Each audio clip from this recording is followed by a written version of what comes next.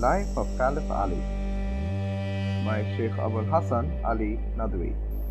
Chapter 2 Life of Ali in Madinah. Ibn Sa'd writes in Al-Taqba Al-Kubra, the Prophet of God instituted brotherhood between Ali bin Abu Talib and Suhail bin Hunayf. Ibn Qasir records hadith to the same effect, but Ibn Ishaq and several other biographers and analysts have stated that the Prophet himself established brotherhood with Ali. A number of hadiths have been cited in its support, but either the chain of narrators of these reports is defective or the reports are incoherent. Marriage with Fatima. The Prophet married Fatima to Ali in the second year of Hijrah. On this occasion, the Prophet said to Fatima, "I am giving you in marriage to the best man of my household." Thereafter, he blessed them and sprinkled water over them. Abu Umar relates from Ubaidullah bin Muhammad bin Samaq bin Ja'far al-Hashimi that the Prophet married Fatima to Ali after the Battle of Uhud. Fatima was then 15 years and 5.5 months of age, and Ali was 21 years and 5 months. The Musnad of Ahmad bin Hanbal records an account of the marriage as narrated by Ali himself. He says, "I wanted to propose my marriage with Fatima, but I hesitated to mention it to the Prophet since I had absolutely nothing at the time. Then I recalled our kinship and the Prophet's affection and kindness to me, which emboldened me, and I suggested it to him. The Prophet said, 'Do you have anything?' I said, 'No.' He asked again, 'I gave you chain armor, Fatima, on an occasion. Where is it?' I replied, 'I have got it with me.' Then I gave it to her, and so I gave it to Fatima as dowry." Atta bin al-Sa'ib relates from his father, who heard Ali saying, "The Prophet gave her a bedsheet, a water bag, leather pillow stuffed with bark of fragrant grass as dowry." The economic condition of Ali. Ali and Fatima, who were the dearest to the Prophet, led a frugal life of privation like the Prophet himself. Hanad relates from Atta, "I have been told that once Ali said, quote, 'There was a time we had nothing to eat for many days, or the Prophet had any food. Once in those days when I was going somewhere, I found a dinar lying on the path. I stood there for some time unable to decide whether I should pick it up or not, but at last my indignance compelled me to take it. So I purchased some flour with it from the merchant who had bought grains on their camels and gave it to Fatima to make some bread. She started kneading it, but she had grown so weak because of hunger that the pan repeatedly slipped, hurting her. She made some bread somehow, and then I went to the Prophet to inform him of it. He replied, 'Take it, God has made this a provision available to you.'" Hanad al-Shaib relates that Ali said, quote, "When I married Fatima bin Muhammad, we only had sheepskin on which we slept at night, and we feeded our goat during the day. We had no servants." Tabrani has reported an incident on the authority of reliable narrators. He says, quote, "Fatima said that one day the Prophet came to her and said, 'Where are my children?' She told the Prophet that they had absolutely nothing to eat that morning. Their father had taken them out, saying that if they remain in the house they would cry, and you have nothing to satisfy their hunger." Fatima added he had gone to that Jew. The Prophet then went to that place indicated by Fatima and found the children playing with some damaged dates nearby. The Prophet said to Ali, "Ali, take the children home. The sun is getting very hot." Ali replied, "O Prophet, we don't have any grain at home since the morning. If you wait a bit, I may collect these dates to Fatima." The Prophet sat down and Ali collected the dates in a piece of cloth. Then he took up the 2 children and returned to his house. Bukhari relates on the authority of Ali that Fatima had been sick and tired of working the hand mill. When she came to know that some slaves have been brought to the Prophet, she went to him and the Prophet was not there. She told the purpose of her visit to Aisha, who communicated the message to the Prophet. Ali says the Prophet came to his house and reached the place where he and his wife had already laid down to sleep. Ali tried to get up, but the Prophet did not allow him. Then he felt the coolness of the Prophet's feet on his chest. Now the Prophet said to them, "Should I tell you something better than what you asked me for? When you go to sleep, recite Allahu Akbar 34 times, Alhamdulillah 33 times, Subhanallah 33 times, for this would be better for you than what you have demanded." Another version of this report also quotes the Prophet as saying, "I will not give you anything in preference to Ahl Suffa, suffering the pangs of hunger. I have nothing to meet their expenses, and I intend to sell these slaves and spend the proceeds on these people." Love of the Prophet. Ali's hardship never stood in his way to do all he could to relieve the Prophet of his difficulties so that the Prophet may devote his energies to the preaching of Islam and striving for it. Ibn Asakir relates on the authority of Abdullah ibn Abbas, quote, "One day the Prophet had nothing to eat. Ali came to know of it and went in search of some work so that he can earn something to meet the needs of the Prophet. He came upon the grove of a Jew and engaged himself in irrigation of the grove on the condition that he would be paid 1 day for every bucket of water that he supplied. He drew 17 buckets and the Jew gave him 17 dates of any kind he wanted. Ali chose the ajwa dates. When Ali presented these to the Prophet, he asked, 'Where did you get it?' Ali replied, 'I came to know today that you were without food, so I went in search of work to provide something for you.' The Prophet further asked, 'Did you do it for the love of God and His Messenger?' When Ali replied in affirmative, the Prophet remarked, 'There is no lover of Allah and His Messenger who is not inundated with poverty like a surging flood.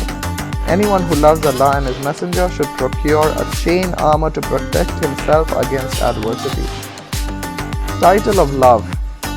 The Prophet used to call Ali, out of love, Abu Turab. Abdullah ibn Abbas relates that once Ali went to Fatima and then returned to lay down in the mosque. In the meantime, the Prophet happened to visit Fatima in her room and asked her, 'Where is your uncle's son?' She replied that he had gone to the mosque. The Prophet came to the mosque and saw Ali sleeping, whose wrap had slipped from his back and his back was covered with dust. The Prophet wiped the dust with his own hands twice and said to Ali, 'Get up, Abu Turab,' meaning, 'Get up, the father of dust.' Ali in the Battle of Badr.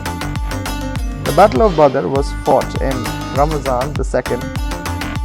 This was a decisive encounter which not only smoothened the path of Islam but also changed the course of history. When the Prophet came to the battlefield facing the enemy, Utbah ibn Rabi'ah stepped forth with his brother Shayba and his son Walid and gave a challenge for single combat. 3 men of the Ansar came out against him. The Quraysh asked, 'Who are you?' They said, 'We are from the Ansar.' Whereupon the Quraysh said, 'We have nothing to do with you. Send forth against our peers from our own tribe.' The Prophet knew more than anybody else about the valor and courage of these men. They were the most experienced fighters of Quraysh, but the Prophet said, 'Arise, O Hamza! Arise, O Ali! Arise, O Abu Ubaidah!' They were the nearest kins of the Prophet whom he held most dear, but it was a critical hour of danger. He did not demur to send them to the jaws of death. When the 3 came forward, the Quraysh chief said, 'Yes, these are nobler and our peers.' Now, Ubaidah was the oldest of them and he faced Utbah, while Hamza faced Shayba and Ali faced Walid. Hamza also killed his adversary, and both Ali and Hamza turned to Utbah with their swords and dispatched him and bore away. Ubaidah, who was wounded, bringing him back to their ranks. Ubaidah later died of the cuts that he received. Sa'ad relates in Tabaqat al-Kubra from Qatada, quote, Ali bin Abu Talib was the standard bearer of the Prophet in the Battle of Badr.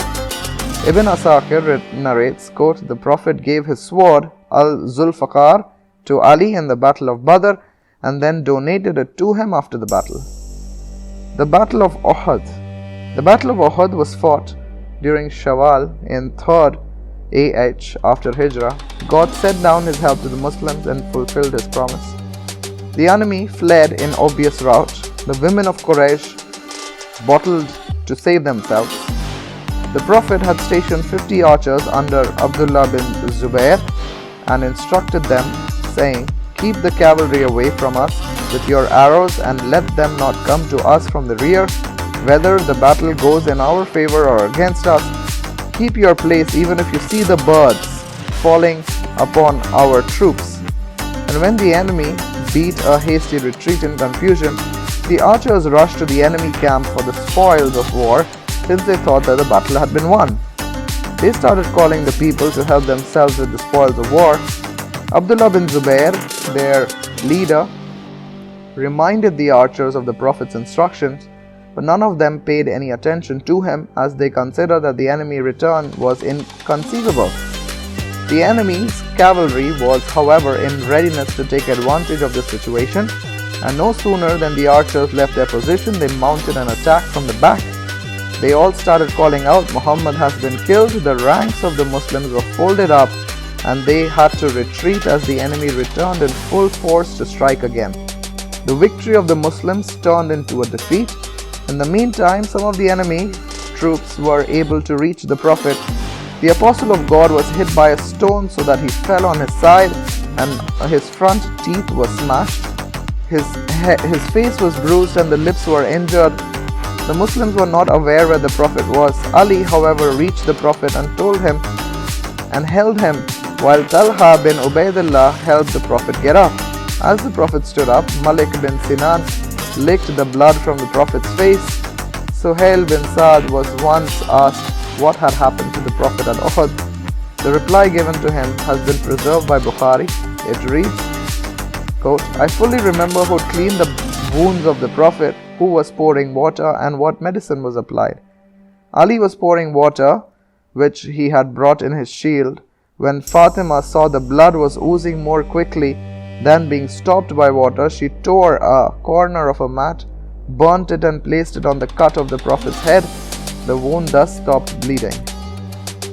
Ibn Kasir says that Ali was present in Uhud, holding the command of the right flank. After the death of Musab ibn Umair, he got to hold the standard of war and killed a large number of mushrikeen, the infidels. He washed the bleeding wound on the face of the Prophet, who had received a cut in his head, and he had lost 2 teeth. Ali, knightly skills. The Battle of Ditch, or the Battle of Khandak, took place in the month of Shawwal, that is the 5th year of Hijrah. It was an encounter which was far-reaching consequences and helped in spreading the message of Islam. It was a fateful battle in which the Muslims had to pass through an ordeal which they had never faced earlier. The following verses of the Quran gave a graphic description of the several trials of the Muslims. Quote, "When they come upon you from above and from below you, and when eyes grew wild and hearts reached to their throats, and you were imagining vain thoughts concerning Allah, there were believers so sorely tired and shaken with a mighty shock." Ali displays his mighty skill. For the first time in this battle, the Muslims had dug a trench on the advice of Salman Farsi on the northwestern side of Madinah, for this was the only way the enemy could enter the city. The trench separated the Muslims from the enemy, which was numbering 10,000. When the enemy cavalry came near Madinah at full gallop, they were taken aback by the trench, for the device was new to them. They went round in search of a narrow strip of the trench. Some beat their horses so that they dashed through it and carried them into the territory of Madinah. One of these horsemen was Amr bin Abu Wud, who was considered a match for 1,000 men. He challenged the Muslims to face him.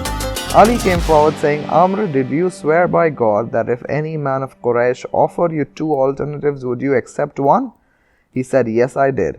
Then Ali said, "I invite you to Allah and His Messenger to Islam." Amr said, "I have no use for them." "Then I call you to face me," said Ali. "Why?" "Oh, the son of my brother, by God, I do not want to kill you." Ali said, "But I want to kill you." Amr was flushed with anger. He got off his horse and hit his face. Then he advanced to Ali. Amr fought, jostled with Ali, made thrusts and pared, but Ali ultimately cut off Amr's head with a sweeping slash of his sword. Another version of incident records that Amr challenged the Muslims, saying, "Who will fight me, O Muslims?" and said tauntingly, "Where is the paradise which you say your martyrs go to? Why don't you send anyone to face me?" Ali got up twice and asked the Prophet's permission to fight him, but he told Ali to sit down. Amr repeated his challenge for the third time. Ali rose again, saying, "O Prophet of God, O Prophet of God." The Prophet said to Ali, "Do you know that he is Amr?" But Ali insisted to fight even if he were Amr. The Prophet accorded permission and Ali went forward and told Amr his name. He said in reply, "Let it be one of your uncles who is older than you, my nephew, for I do not want to shed your blood." Ali replied, "But I want to shed your blood." He became angry and advanced to fight. Ali ultimately killed him. The war came to an end because of a misunderstanding between the Quraysh and their allies Banu Qurayda.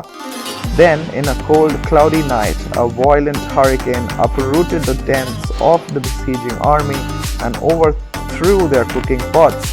The apostle said to his companions on this occasion, "The Quraysh shall not come at you after this year. You would be attacking them in the future." The Treaty of Hudaybiyah, Ali's regard for the Prophet. The Treaty of Hudaybiyah was signed in Ziqada 6th AH after opposing the entry of the Muslims into Makkah and negotiations protracting. The Quraysh sent Suhail bin Amr to settle the terms of the treaty. Suhail proposed a written agreement and Ali was sent to write it. The Prophet began to dictate, "In the name of God, Ar-Rahman, Ar-Rahim." Suhail said, "I do not recognize Ar-Rahman, but write in the name of Allah, after the customs of the Arabs." The Prophet said Ali to write as suggested by Suhail. Then the Prophet asked Ali to write, "This is Muhammad, the messenger of God, has agreed." Suhail again objected, "If we witnessed that you are God's messenger, we would not have turned you away from the house of God, nor would we have fought you."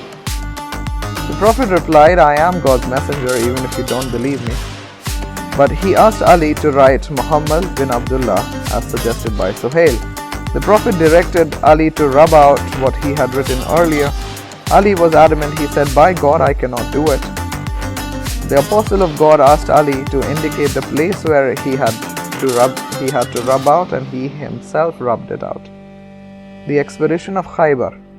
The Battle of Khaybar was fought at the end of Muharram in the 7th year of Hijrah. This was the battle fought in this expedition that the intrepidity and the fighting mettle of Ali was demonstrated before the Prophet. God had destined that this Jewish settlement, which was occupying a strategic position in Arabia, should fall to the Muslims at the hand of Ali. Khaybar was a Jewish colony comprising of several small villages, some of which were virtually impregnable. It was in fact the last but the most formidable Jewish stronghold in all of Arabia. The Jews of Khaybar had been in the league of the Jews of Madinah and other enemy tribes and had always been conspiring with them against the Muslims. The Prophet therefore had decided to get rid of these intrigues once and for all. Khaybar lay 70 miles to the northeast of Madinah. The Prophet marched against Khaybar with a force of 1,400 people. The Prophet came at the forts and started overpowering them one by one. Then came the turn of the fort of Al-Qamas, which appeared to be impenetrable. Ali was then suffering from a disease of thalmia. After a few unsuccessful charges, the Prophet announced, "Tomorrow I will give the standard to a man who loves Allah and His Messenger, and he will conquer the fort." Now everybody wondered whether they would be chosen for this great honor.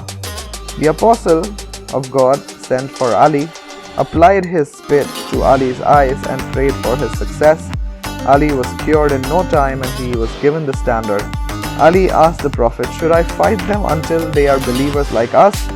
"You should call them first to Islam and tell them about their obligations to God," replied the Prophet. "For even if one man is rightly guided through you, it would be better than innumerable costliest camels." Ali's combat with Jewish warrior.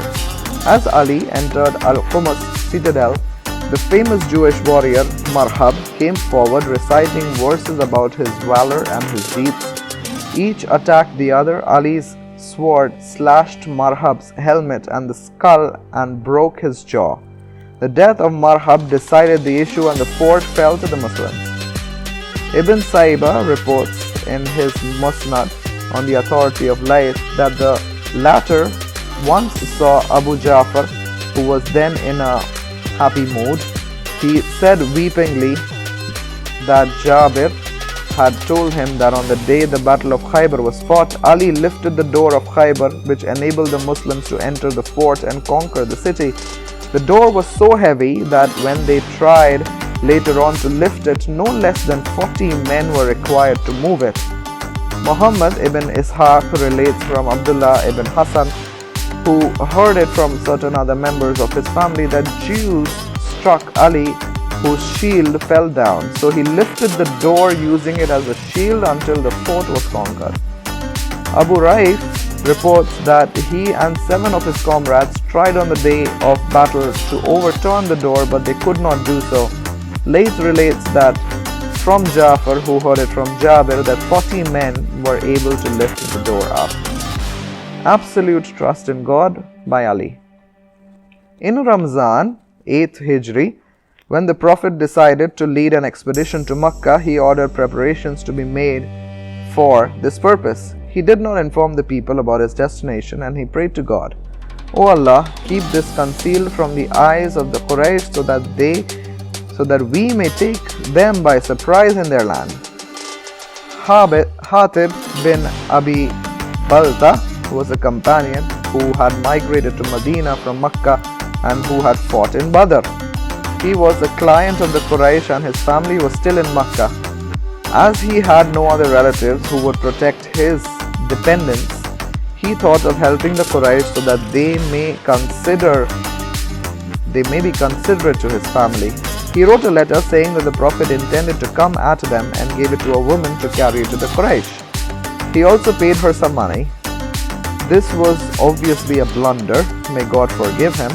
Later on, the Prophet overlooked his error and said, "Who knows that God has looked favorably upon those who were at Badr," and then added, "Do as you please, for I have forgiven you." The woman who had carried this letter put it in her head and then plaited her locks over it and went off. The Prophet was informed by God, and he ordered Ali and Zubair to go after the lady. He told them that they would find a woman going on a camel in a grove at Kakh and carrying a letter for the Quraysh. Both Ali and Zubair rode away on their horses at a gallop and overtook the woman at the place that was told by the Prophet. They made her dismount and asked her about the letter. She feigned ignorance, and they searched her saddle but found nothing. Ali swore to God that the Prophet could not be mistaken, nor could they, and if she did not produce the letter, they would strip her. When she saw that they were serious, she told them to turn aside and then let down her locks and drew out the letter and gave it to them. They took it to the Prophet. The Prophet's laudatory remarks. The Battle of Tabuk took place in the month of Rajab, 9th Hijri. It was a momentous engagement of far-reaching consequences which went a large way in shaping the attitude of the Arabian tribes towards Islam and cast its shadow on future developments. The Prophet put Madinah in charge of Muhammad bin Muslama al-Ansari and left behind Ali to look after his family during his absence. Ali complained that the hypocrites were going about spreading small false rumors about him.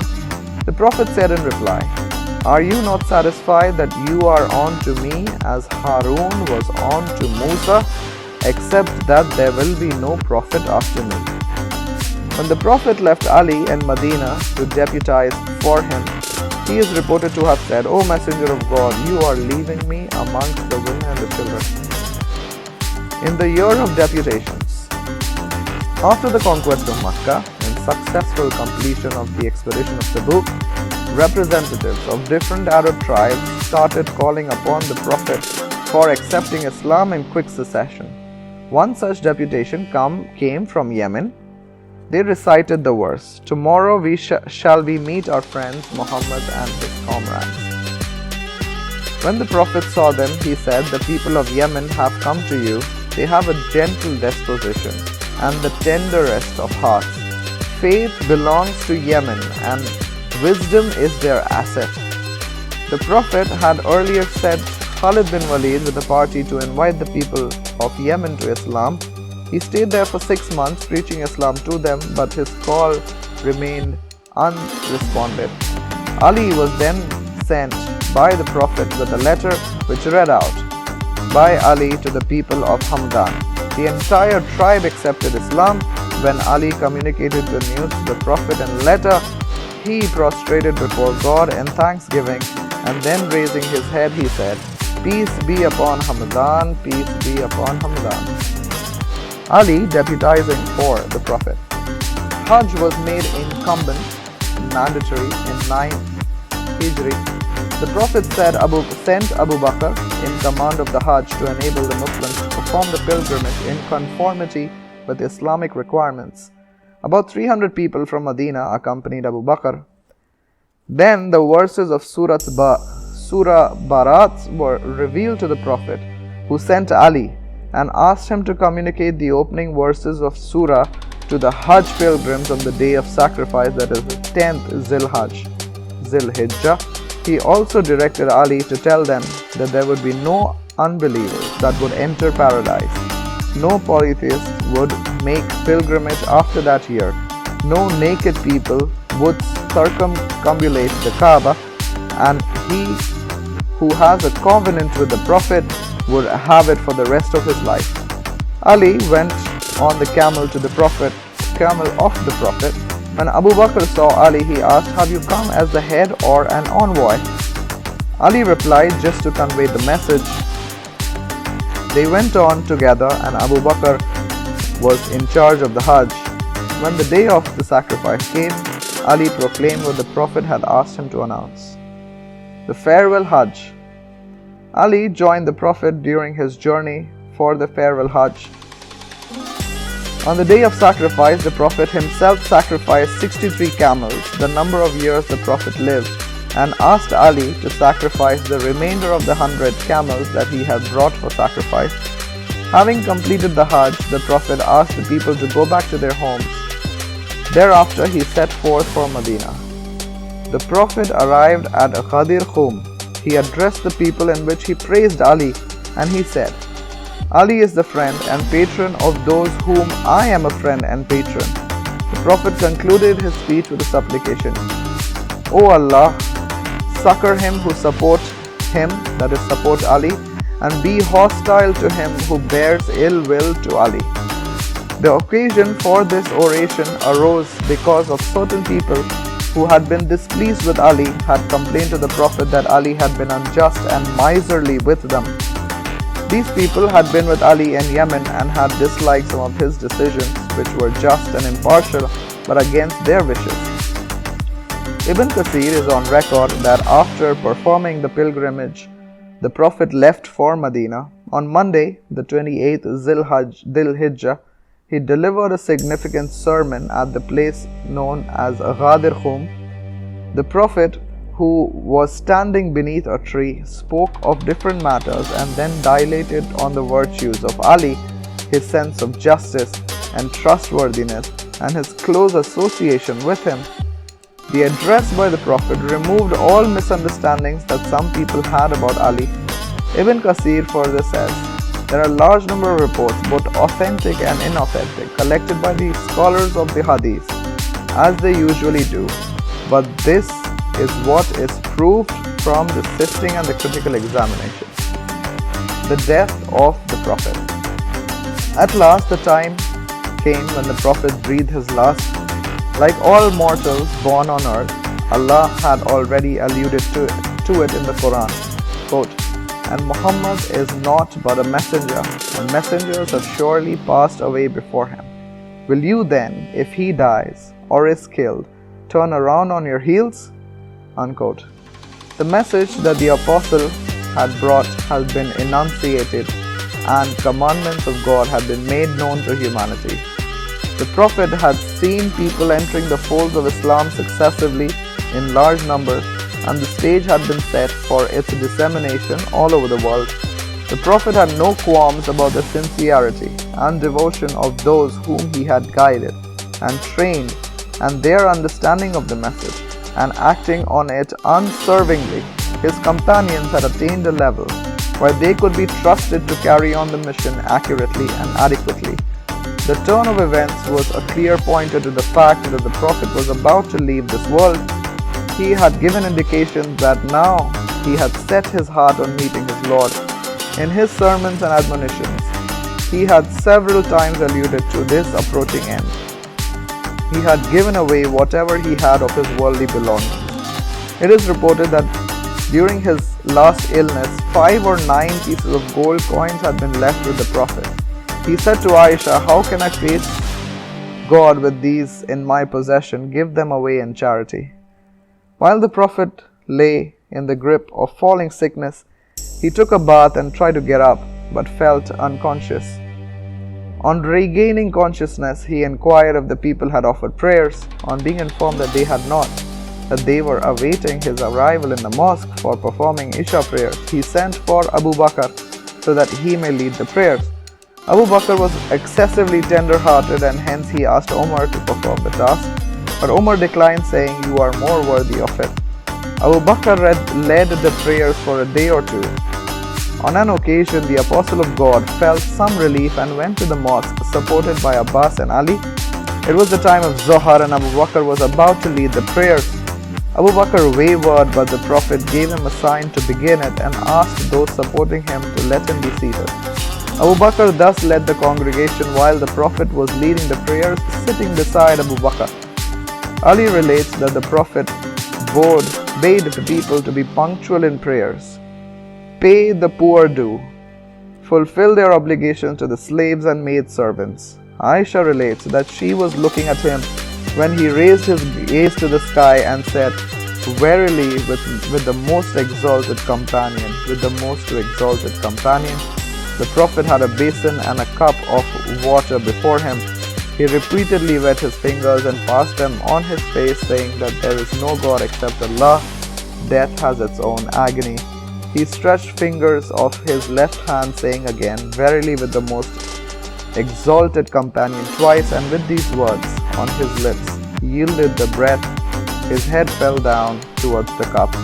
The news of the Prophet's death struck his companions like a thunderbolt. Such was their love and esteem for him that they felt like children, orphaned all of a sudden. They were shocked and saddened beyond description. The Prophet's departure was naturally more agonizing for the members of his family, especially Fatima and Ali. Their distress was exceptional, but they bore it with extraordinary fortitude because of the strength of faith and the acquiescence to the will of God, acceptance of the will of God, the qualities they had inherited and imbibed through the guidance imparted by the Prophet of God. The members of the Prophet's family performed the last rites of his burial.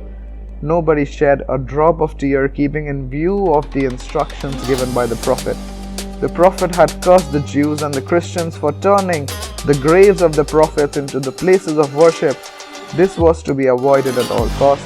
The Prophet had breathed his last on the 12th of Rabi al-Awwal, after the sun passed to the meridian. He was then 63 years of age.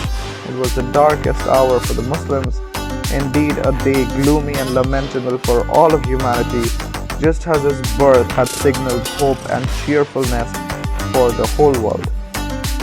Jazakallah khair. Wassalamu alaikum wa rahmatullahi wa barakatuh.